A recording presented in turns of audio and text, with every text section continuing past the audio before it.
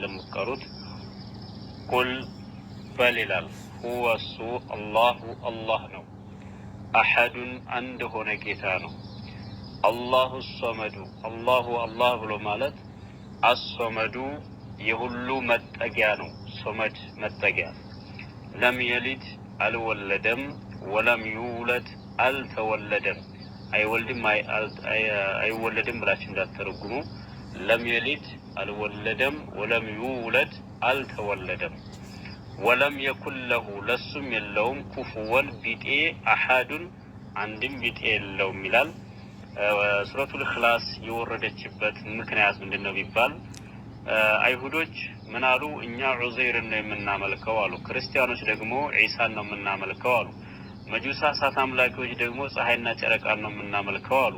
የመካ ሰዎች ደግሞ እኛ ጣዖታትን ነው የምናመልከው ሲሉ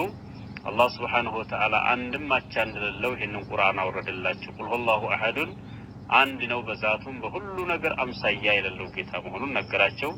አሶመድ ማለት የሁሉ ፍጥረት መጠጊያ ማለት ነው ሌላ ቦታ ላይ ደግሞ ነብዩን አለይሂ ሰላቱ ወሰለም ጠይቀዋቸው ነበር ይላል የጠየቋቸው ምንድነው ጌታ ምንድነው ከምንድነው የተፈጠረው ከወርቅ ነው ከብር ነው የሚል ሌሎችም አሉ እንደዚሁ የኔ ጌታማ ከምንም የተፈጠረ አይደለም ብቸኛ የሆነ ጌታ ነው አላ ማለት ነው ቀጥሎ